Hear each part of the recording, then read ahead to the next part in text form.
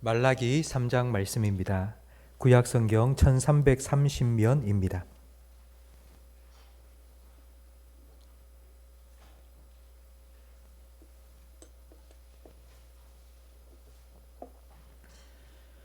말라기 3장 15절부터 18절까지 한 절씩 교독하겠습니다. 지금 우리는 교만한 자가 복되다 하며 악을 행하는 자가 번성하며 하나님을 시험하는 자가 화를 면한다 하노라 함이라.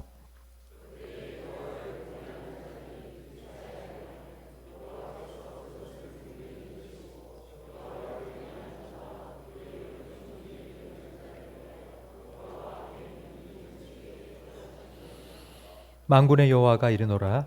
나는 내가 정한 날에 그들을 나의 특별한 소유로 삼을 것이요 또 사람이 자기를 섬기는 아들을 아낌같이 내가 그들을 아끼리니 하나님을 섬기는 자와 섬기지 아니하는 자를 분별하리라. 아멘. 말라기는 구약의 마지막 선지자입니다. 말라기 선지자가 전한 이 말씀은요, 하나님께서 이스라엘 백성을 향하여서 이제 마지막으로 들려주신 말씀이라 할 수 있습니다. 말라기서를 읽어보면 아마 여러분 다 말라기서의 내용을 다 아실 건데요. 그 말라기서의 내용을 딱 한마디로 요약하면 이겁니다. 이스라엘 백성이 바벨론 포로로 끌려가고 나라는 망하고 그런 힘든 상황 속에서도 하나님께서는 너희를 계속하여 사랑한다고. 하나님은 그래도 너희를 사랑한다고. 하나님께서 마지막까지 말라기를 통해서 이스라엘 백성에게 전하고 싶었던 그 마지막 말씀은 내가 너를 사랑한다 입니다.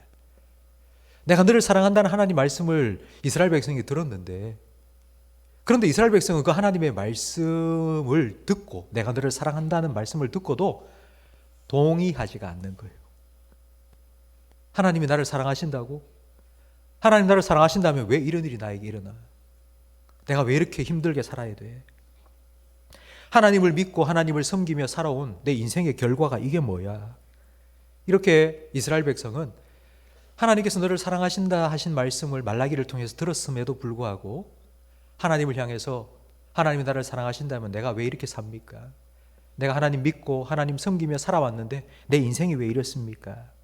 이렇게 원망하고 불평했습니다. 그 이유 중에 하나가 바로 오늘 본문 15절 말씀에 나옵니다. 우리 15절 말씀을 함께 읽어보겠습니다. 지금 우리는 교만한 자가 복되다 하며 악을 행하는 자가 번성하며 하나님을 시험하는 자가 화를 면한다 하노라 함이라. 그러니까 이스라엘 백성이 하나님이 너를 사랑한다 하시는 그 말씀을 들었음에도 불구하고 하나님이 우리 사랑하기는 뭘 사랑해, 이런 생각을 했던 이유가 바로 이것 때문이에요. 자기가 볼 때는 자기보다 훨씬 교만한 사람이 잘 되는 거예요. 악을 행하고 죄를 짓는 사람이 하나님의 심판을 받기는 커녕 더 잘 살고 있는 거예요. 그런 모습을 보니까 야, 진짜 하나님이 나를 사랑하는 거 맞나? 하나님이 나를 사랑한다면 내가 좀 잘 풀리게 해주고 잘 되게 해줘야지. 근데 오히려 악인이 잘 되고 죄인이 잘 풀리는 걸 보니까 억울한 거예요. 섭섭한 거예요. 혹시 여러분들도 이런 생각 갖지 않습니까? 이런 생각을 해보신 적이 있지 않습니까? 근데 우리만 이런 생각을 하는 게 아니고요. 성경에 보면 성경 곳곳에 이와 같은 고민을 가졌던 사람들이 나옵니다. 그 대표적인 예가 바로 시편 73편인데요. 시편 73편 12절 말씀을 함께 읽어볼까요? 볼지어다 이들은 악인들이라도 항상 평안하고 재물은 더욱 불어나도다. 내가 내 마음을 깨끗하게 하며 내 손을 씻어 무죄하다 한 것이 실로? 이게 무슨 뜻이냐면요, 내가 깨끗하게 산들 아무 소용이 없었네. 내가 죄를 안 지으려고 애쓰고 노력하며 산 것도 아무 소용이 없네. 헛된 것이다. 왜? 악인들이 잘 되고 죄인들이 훨씬 더 잘 사는 것 같으니까요. 그런데 이 시편 73편의 말씀을 계속하게 읽어보면 그 마지막 결론이 나옵니다. 결론. 이런 고민을 가지고 하나님 앞에 엎드려서 하나님 왜 이렇습니까? 왜 이렇게 하나님을 사랑하고 섬기는 나에게는 복 안 주시고 안 그런 사람에게는 더 잘해 주시는 것 같고 하나님 도대체 뭡니까 이게? 이렇게 하나님 앞에서 고민하고 하나님과 씨름을 했던 그 결과가 무엇인지 그 결론이 바로 25절 말씀에 나오는데요. 같이 읽어보겠습니다. 하늘에서는 주 외에 누가 내게 있으리요? 땅에서는 주밖에 내가 사모할 이 없나이다. 내 육체와 마음은 쇠약하나 하나님은 내 마음의 반석이시요 영원한 분깃이시라. 무릇 주를 멀리하는 자는 망하리니 음녀같이 주를 떠난 자를 주께서 다 멸하셨나이다. 하나님께 가까이함이 내게 복이라. 내가 여호와를 나의 피난처로 삼아 주의 모든 행적을 전파하리이다. 아멘.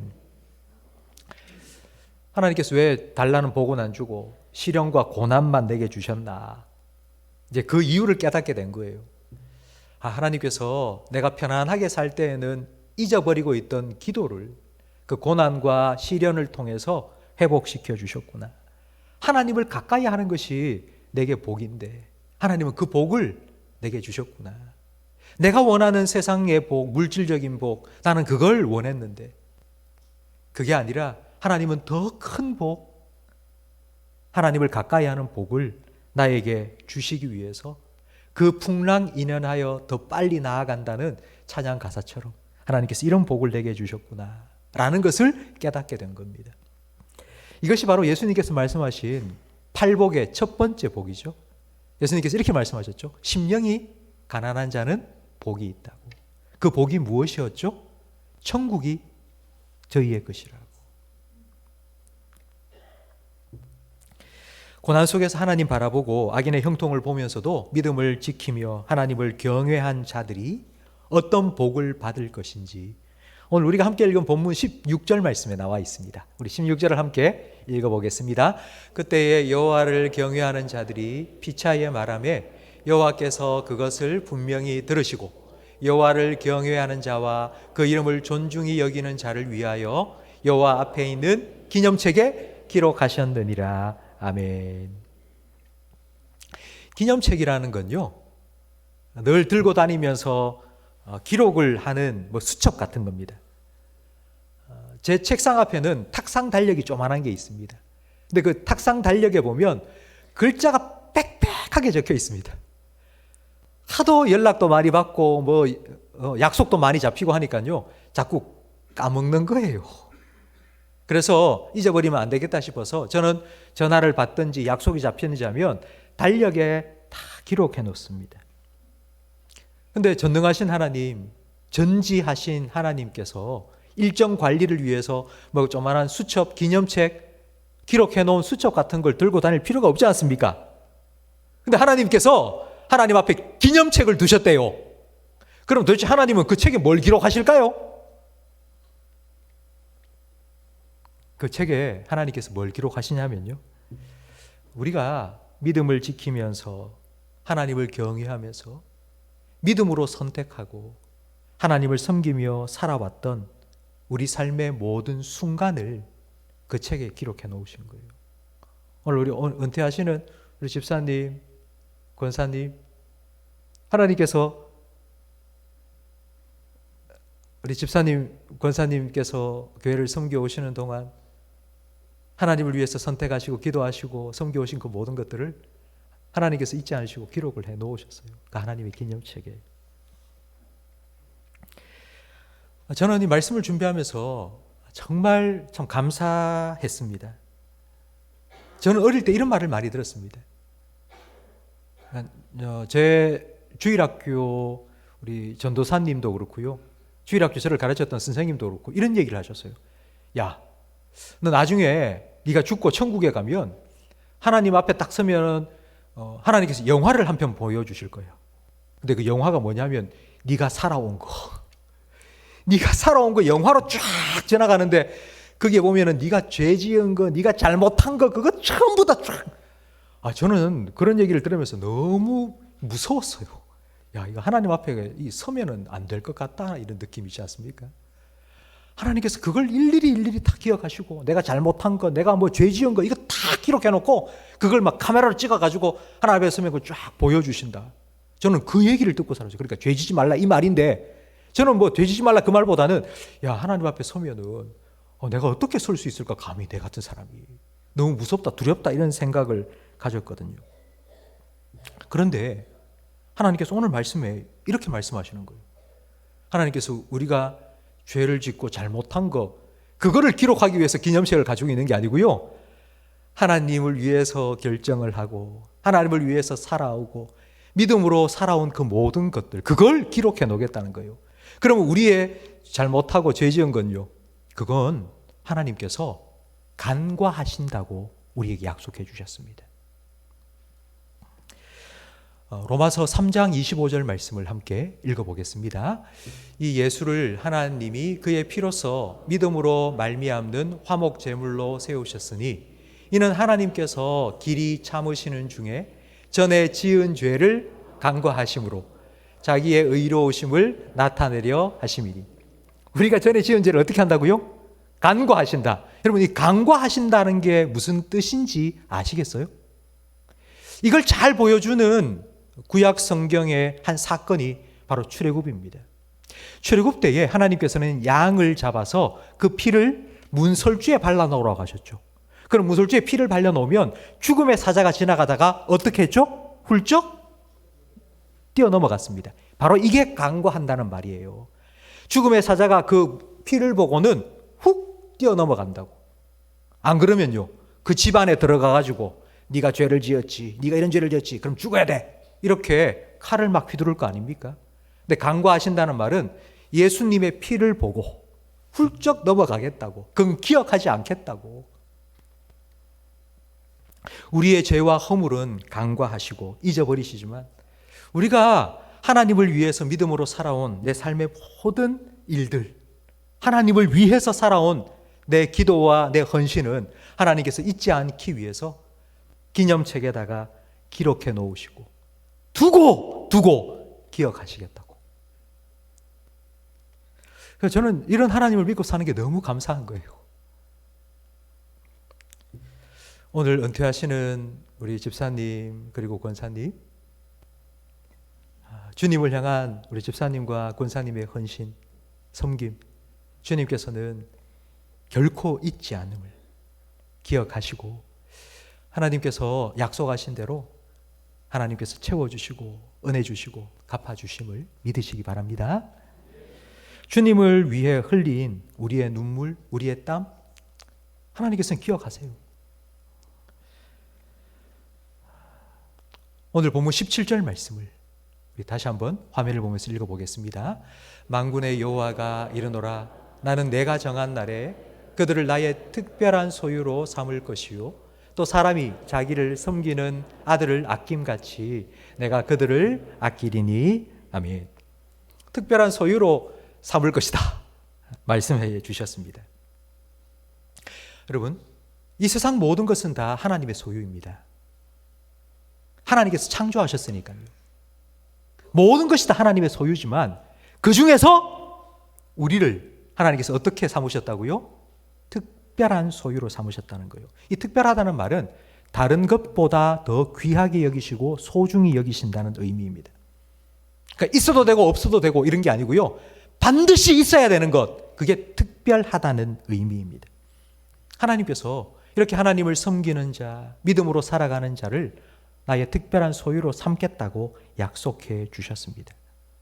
이 특별한 소유로 삼는다는 것이 어떤 의미인지 17절 말씀에 계속 설명을 해주는데, 자기를 섬기는 아들을 아낀 부모와 같이 하나님을 경외하고 하나님을 믿고 하나님을 섬기며 살아가는 그 사람을 바로 그와 같이 특별한 아들로 여겨주시고 하나님이 그 사람에게 특별한 아버지가 되어주시겠다는 거예요. 그냥 보통 아버지가 아니고 특별한 아버지가 되어주시겠다는 겁니다. 이건 우리가 뭘 잘해서 뭘 많이 해서 그런 게 아니고요, 그냥 우리가 하나님을 믿고 하나님을 내 아버지로 모시고 하나님을 섬기며 살아왔기 때문입니다.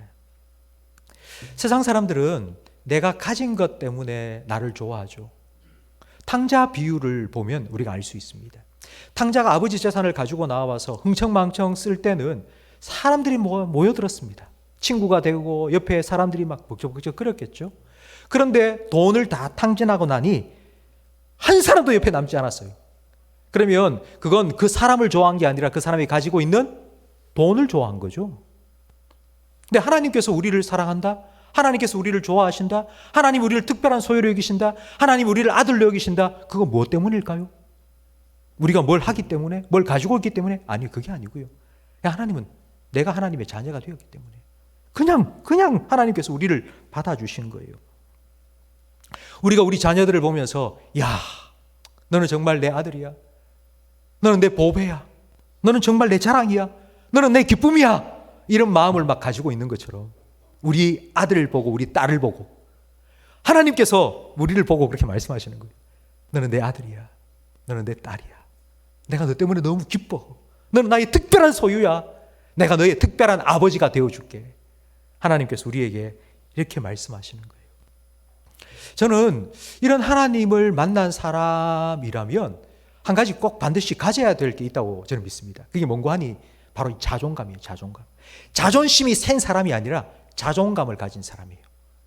아, 내가 가진 것 없고 세상 사람들도 뭐 손가락질 당하며 그렇게 살아도 나는 정말 하나님께서 나를 향하여 이렇게 말씀하신다고. 나는 너의 특별한 아버지가 되어주겠다고. 너는 나의 특별한 소유라고. 내가 너를 사랑한다고.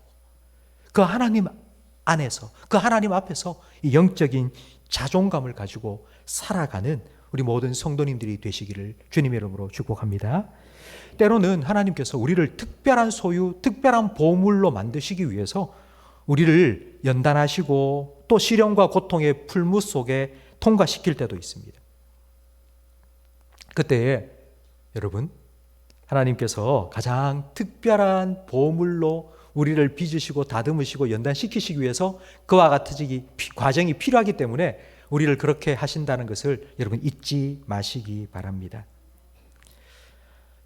이렇게 우리를 하나님의 특별한 소유로 여기시고 특별한 사랑을 베풀어 주시는 그 하나님을 내 아버지로 믿고 살아가는 복을 오늘 은퇴하시는 우리 집사님, 권사님 남은 여생 동안 그 복을 더욱 풍성히 누리며 살아가시기를 축복합니다.